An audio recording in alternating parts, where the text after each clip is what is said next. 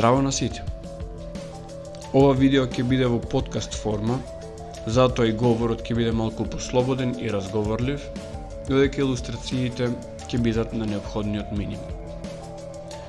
Почетокот на оваа 2022 година беше одбележан со уште еден негативен настан во веќе отпочнатата низа на настани. А тој настан, сите добро знаеме, е војната во Украина. Бидејќи она за кое сакам да зборувам во ова моје видео има врска со етиката на пристапот кон оваа војна, сакам првин да ги нагласам и повторам моите веќе јавни ставови, за да нема недоумици околу поентата и целисходноста на самото видео. Сакам да биде јасно дека јас лично сум антимилитарист. Никогаш немам користено огнено оружје, имам намера така да остане до крајот на мојот живот. Секоја војна за мене е зло и несреќа пред се за обичниот човек, кој во неа се наоѓа. Така што ако за нешто имам проактивен став е апелот за прекинување на оваа и на сите други војни и решавање на проблемите преку сите мирновремени средства на располагање. Навивањето во оваа војна, односно одбирањето страна како да сме на еден спортски надпревар, го сметам во најмала мера за несериозно. Но е опасно, зашто на овој терен не летаат топки, туку гранати и проектили и на дневна основа светот останува осиромашен со човечки жртви кои во војната се неизбежни. Сега доаѓаме на наш терен. Тој терен јасно се гледа преку социјалните мрежи, каде секој од нас ја има досега невидената можност да го изрази своето мислење и тоа да стигне до огромен број на луѓе. Привилегија која во минатото беше резервирана на малкумина.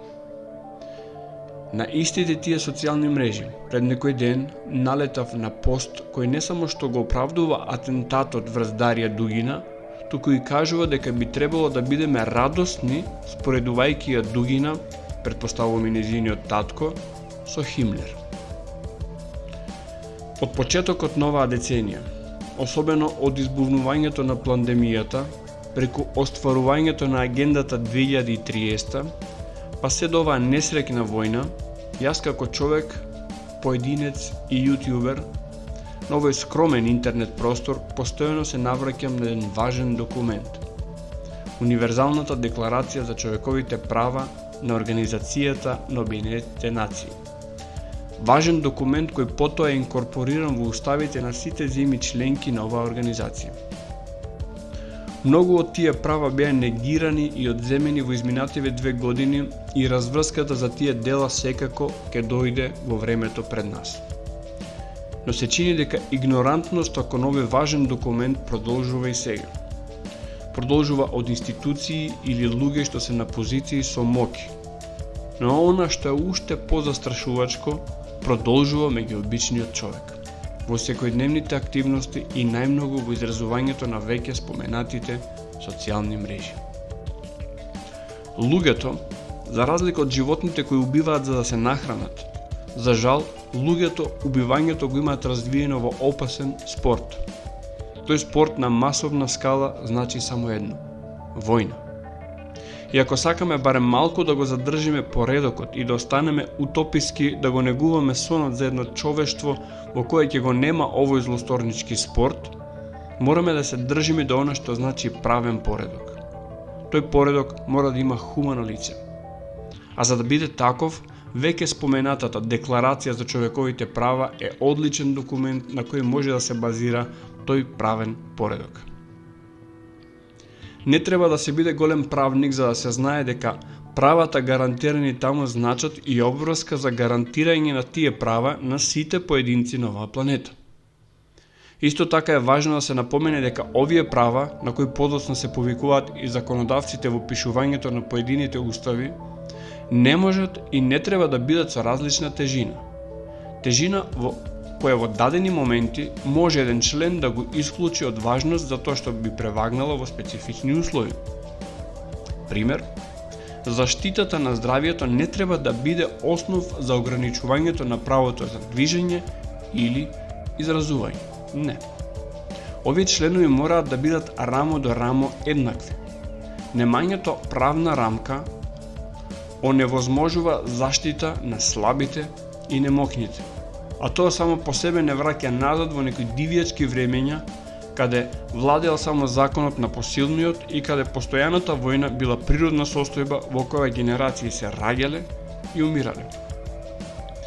Верувам, ние како човештво сега имаме приликата да пораснеме и да се издигнеме над тоа. Она што е важно да се нагласи е дека за тоа е потребен активен напор. Ова видео е еден таков активен напор. Затоа морам да го искоментирам она екстатично уживање во нагласувањето дека е добра работа атентатот врз Дарија Дугина. Зашто нели таа и нејзиниот татко биле идеолози на режим кој е виновен за стотици илјади жртви. Како соодветна споредба, авторот на овој несреќен твит го дава Химлер. Оваа споредба е во најмала мера смешна, но нејзината сериозност е толкова што како да не се гледа очигледната разлика во која Химлер бил војник, а со самото тоа легитимна цел во војна, додека Дугина е цивил и нејзиното убиство само по себе е криминален чин. Колку Химлер бил идеолог или не бил и за идеологиите воопшто, неминовно морам да направам една историска анализа со која сакам да се спротивставам на деменцијата на денешницава, предизвикана од непознавањето на историјата. И тоа не целосната историја, туку историјата на последните 100 години, не повеќе. Споменатиот Химлер, кој бил на чело на една од најозлогласените организации, Schutzstaffel, односно СС. СС се војничка формација која била практично приватна војска на нацистичката партија, и особено така наречените Waffen-SS, односно војното крило на СС, од кој сериозен уплав имала редовната германска војска. Химлер, Хитлер, Гебелс и многу други животот го завршуваат со самоубиство. Но за остатокот од врхушката на Третиот рајх е организирано специјално судење во Нирнберг. Во нашиот контекст не се интересни оние кои на ова судење беа осудени на смрт, како Геринг, Рибентроп и други, туку оној дел кој беше осуден со поблаги казни. За мене највпечатливи се примерите на Рудолф Хес, кој поради тоа што во една порана фаза од војната со авион беше заробен во Британија, доби само доживотен затвор каде почина од природна смрт во 1987 година. И уште повпечатливиот пример на архитектот на Хитлер, Алберт Спир, кој по отслужувањето на својата казна од 20 години затвор излезе како слободен човек и светскиот печат имаше голем интерес за него. Без да сакам да правам историски преглед за Нирнбергскиот процес, сакам да кажам дека лек за постојаната војна мора да биде мирновременското право. Во спротивно сите ќе живееме заградени во сопствените бункери и препуштени на постојано убивање. Идеологиите и нивното прогласување за криминални се друг аспект кој овде е дискутабилен. Далеко од тоа дека Химлер е идеолог на нацизмот, тој е само директен корисник на одредени идеи, додека творците на тие идеи се други луѓе. Нацизмот има злоупотребено делови од уметноста на Вагнер, филозофијата на Фридрих Ниче, делови на германска и нордиска митологија. Самата свастика како символ е присутен низ целиот свет и со тоа злоупотребена од нацистите. Нацизмот како политичка и подоцна како војна манифестација е едно и неговите злодела се вредни и за осуда и за суд, но ставањето на исто ранниште на војни злосторници и луѓе чија примарна работа се идеи, тоа е опасна манипулација. За на крај, без да бранам било кој или било која страна, ќе го кажам овој очигледен факт. Кога униформа убива друга униформа, тоа е војна. Овде под униформа спаѓаат и сите политичари со командна одговорност. Кога униформа убива цивил, тоа е војно злосторство. Кога цивил убива цивил, тоа е криминал. Јас сум Татунчо, драги пријатели. Секој добро.